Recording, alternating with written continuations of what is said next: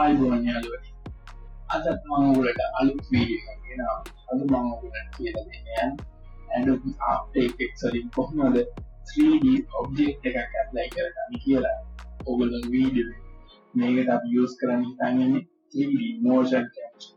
නැත්නම් motion tracker. එහෙනම් අපි කියලා බලමු කොහොමද මේකට ඔයගොල්ලෝගේ වීඩියෝ එක 3D object එකක් apply කරන්නේ කියලා.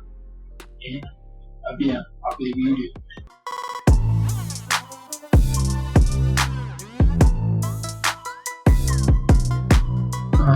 මම වීඩියෝ එකක් ඉම්පෝර්ට් කරගෙන තියෙන්නේ. මෙදින් මම ඉම්පෝර්ට් කරගත්තු වීඩියෝ එක මම කලින් වීඩියෝස් වල ඔයගොල්ලන්ට කියලා දීලා තියෙනවා කොහොමද වීඩියෝ එකක් කම්පොසිෂන් එකකට දාගන්න කියලා. ඔයගොල්ලෝ ආයේ මුලින් නා new com කියන එක සිලෙක්ට් කරාට පස්සේ මෙතනට වීඩියෝ එක එනවා. ඊට පස්සේ අපි දෙවෙනි ස්ටෙප් එක විදිහට කරන්න මේක control D ඔබලා මේක ඩබල් කරගන්න ඕන. ඩබල් කරගත්තට පස්සේ මම මේක පාට වෙනස් කරනවා. ඊට පස්සේ මෙතන search and present කියන එකට ගිහිල්ලා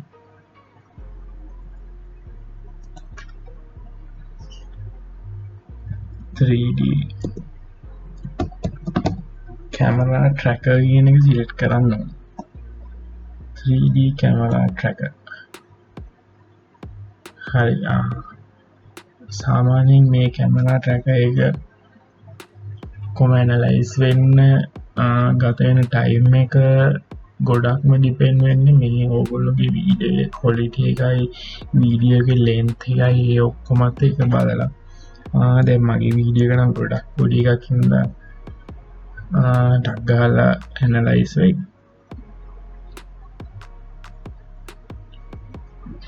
හරි. දැන් වීඩියෝ එක ඇනලයිස් වෙලා ඉවරයි.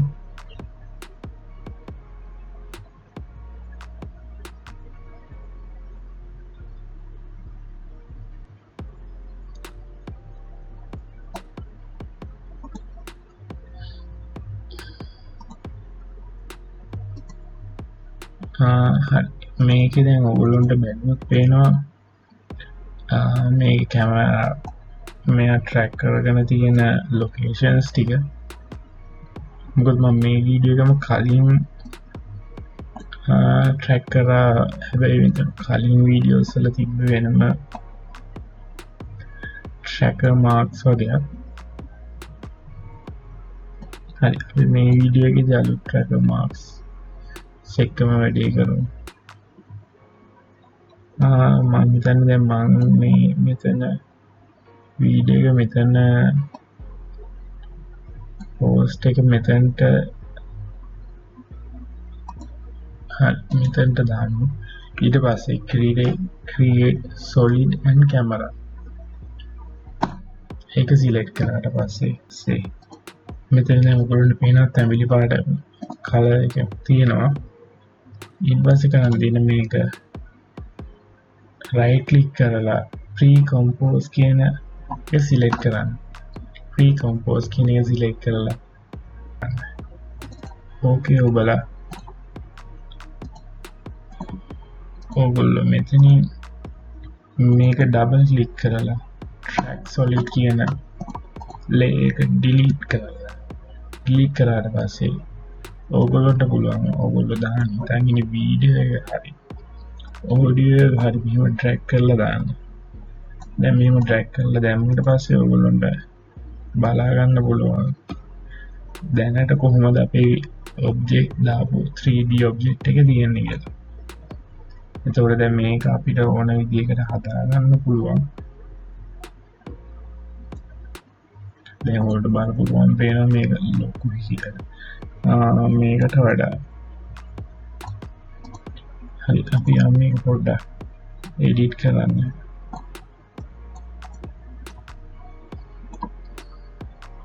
මේක ඔයගොල්ලන්ට එඩිට් කරන්න පුළුවන් ක්‍රම ගොඩක් තියෙනවා. ඔයගොල්ලන්ට මේක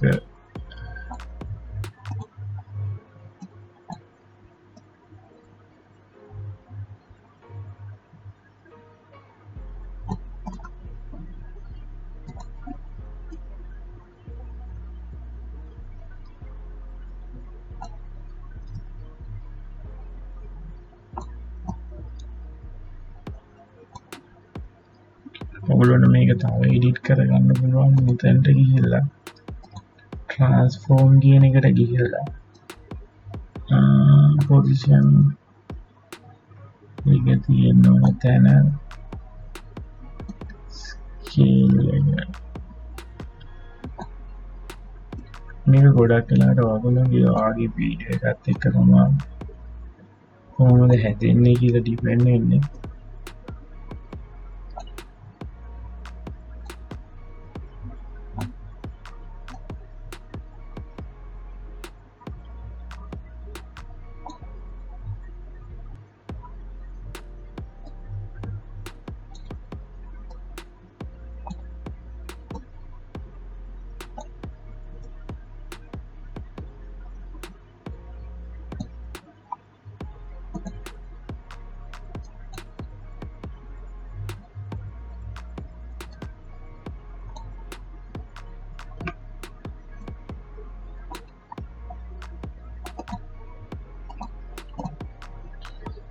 දැන් අපිට ඔයාලට වෙන ඔබ්ජෙක්ට් එක දාගෙන ඉවරයි.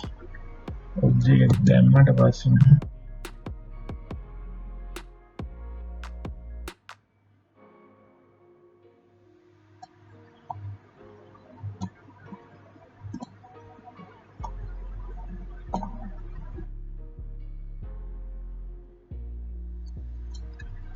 මේක ඊට පස්සේ අපිට බ්ලෙන්ඩර් මෝඩ් එක වෙනස් කරලා ඇඩ් එහෙම නැත්නම් ඔයගොල්ලේ ඒක ඔයගොල්ලෝගේ ඔයගොල්ලෝ මේ පුළුවන් තරම් මේකේ ඔප්ෂන්ස් එක පොඩ්ඩක් මික්ස් කරලා බලන්න.